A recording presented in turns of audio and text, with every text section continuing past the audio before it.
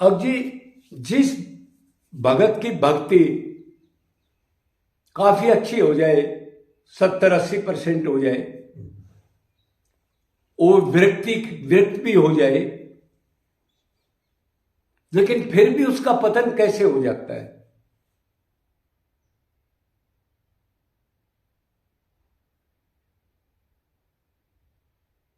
तो देखो, ये है, उसमें अगर वो विरक्त आपको दिखता है या उसकी अब तक उसने भक्ति ठीक की है भगवान की प्राप्ति के लिए, आनंद प्राप्ति के लिए, लेकिन किसी वजह से वो संसारिक सुखों को अब तक पूर्ण वैराग्य नहीं हुआ है, मान का, बड़ाई का, अपने शरीर का, देह भान का, लोग मेरे को जाने, पूजा करें, मेरे पास बहुत बड़ा आश्रम हो, इस टाइप की आसक्ति अगर उसकी नहीं टूटी है, अब तक ठीक है, और ऐसा माहौल उसको एक बार मिल जाए, कहीं लोग उसको पूजने लग जाएं, लोग ज्यादा हो जाएं, प्रवचन दे रहा है, चेले बनने लग गए, इस टाइप की अगर व्यक्ति कहीं भी उसको भगवत प्राप्ति से पहले लग गई कहीं चस्का, मतलब कि जो अपनी तारीफ या बड़ाई सुनना चाहता हो, मेरा मान बढ़ाई हो, तारीफ, लोग मेरे को अच्छा माने, बस उधर से उसका पतन शुरू हो जाएगा। उसको पता नहीं लगेगा कब, जैसे कब नीचे की नींव तेरी खिसकने लगती। क्यों? वो मदगांध हो जाता है, 100, 200, 500 आदमी देखने के लिए लेक्चर देने लगता है, लोग जय बोलते हैं, कोई भगवान कहता है, फिर वो सोचता है कोई बड़ी बड़ी सभा हो रही है, मेरे को अध्यक्ष बनाए, मेरे को चुने, मेरा जाके अलग से आसन लगे, सम्मेलन हो, सब संत भी मेरे को बड़ा माने, और संसार तो बड़ा दिखावे से बेचारा मान ही जाता है, क्योंकि संसार को तो पता नहीं ना, बाहरी आचरण को देख करके करता है ये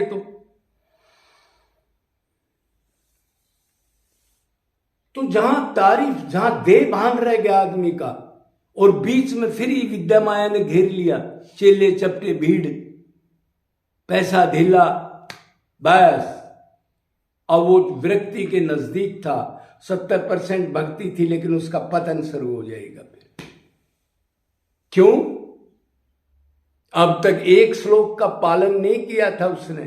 क्या है गीता का श्लोक? वो तरण से ज्यादा नीचा, वृक्ष से ज्यादा सहनशील, दूसरे को मान दे, खुद मानना चाहे। प्रारब्ध का जो उसका सुख दुख लिखा है, उसको भगवान का प्रसाद समझ के सहे। कैंसर भी लगा दिया, प्रभु आपकी कृपा है। लड़का मर गया, भगवान आपकी कृपा है। उसमें भी कभी ध्यान चला जाता था, क्यों? वो उनको नहीं चाहता, उसको पता है मैं आत्मा हूं और संसार में सुख है नहीं, तो फिर वो उस चीज को क्या चाहेगा, उसका मतलब ही नहीं है।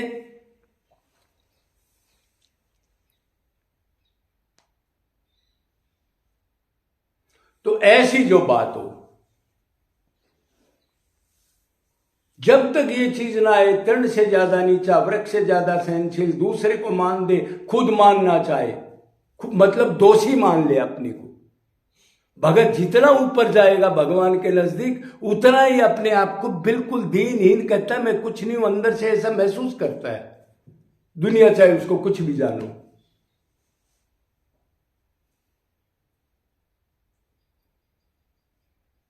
एक गीता का श्लोक, अगर गीता किसी ने पढ़ी है, कंठस्थ भी कर रहे हैं, 700 श्लोक को बोल भी रहे हैं, हारमोनियम बड़ी बड़ी पंडाल लग रही है, लेकिन आचरण में एक श्लोक भी नहीं आया। तरण से ज्यादा नीचा, वृक्ष से ज्यादा सहनशील। ये जब आए, जब देह भान खत्म कर दे, एकांत में 10 साल 5 साल ऐसी भक्ति को ठीक गुरु मिल जाए, तो ऐसी भक्ति करे छुप करके, बर्बाद हो करके, तब ये भाव आएगा। तो ये पतन का कारण है। बस मेरी बढ़ाई हो, मेरे को लोग जाने, और इसी चक्कर में ये मंत्र दीक्षा, और आजकल तो एक काम और कर दिया, जो बड़े संत जिनको मानते हैं, भीड़ ज्यादा होगी, उसी को लोग क्या मानते हैं? बड़ा संत। उन्होंने एक टैक्टिस और सीख लिया। उन्होंने ये अफवाह फैला दी, अगर राधा कृष्ण का नाम लो, वैराग्य की जरूरत नहीं, घर ही रहो, धर्म से कर्म करो, भगवान को अर्पण करो और गोलोक मैं दूंगा, गारंटी है, विश्वास करो। अब तो सब विषयों का सेवन करने के लिए राजी होगी। आखिर इतना बड़ा संत, उसने मोहर लगा दी, मंत्र दीक्षा दे दी, अब तो गोलोक मिलेगा।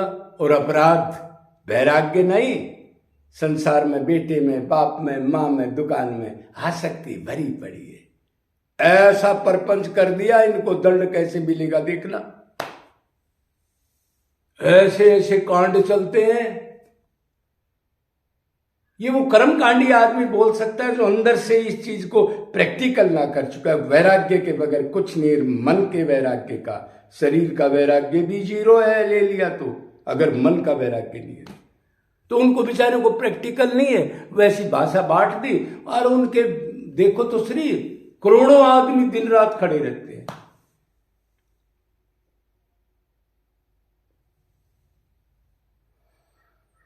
तो ये चाव खत्म हो जाए, हमारा नाम छपे, हमारे बोर्डिंग लगे, हमारे बड़ी बड़ी गाड़ियां हो, लोग खड़े हो जाए, बाजा बजे, फूल मेला लगे।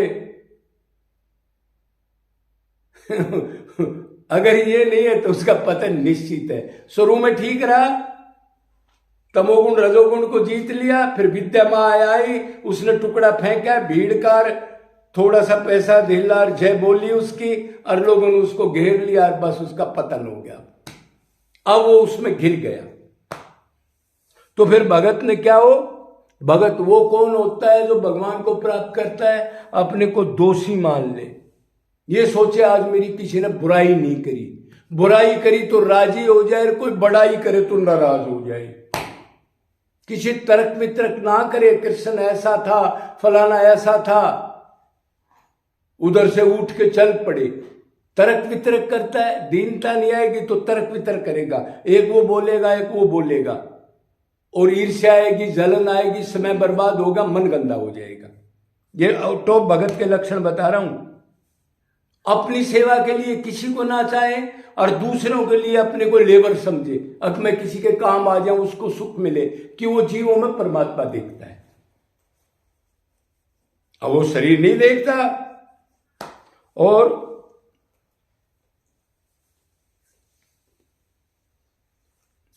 इस टाइप से जिसकी वृत्ति बन जाए, जो अपने को दोषी मानता हो, गुरु भाव कभी भी ना आए, चेला ना बनाए, मंत्र ना दे। क्यों? महापुरुष तो वैसे भी मान लो भगवत प्राप्ति हो जाए कोई, तो अधिकारी के बगैर चेला मंत्र फंतर नहीं देता, जो ढोंग डप्पड़ चल रहे हैं।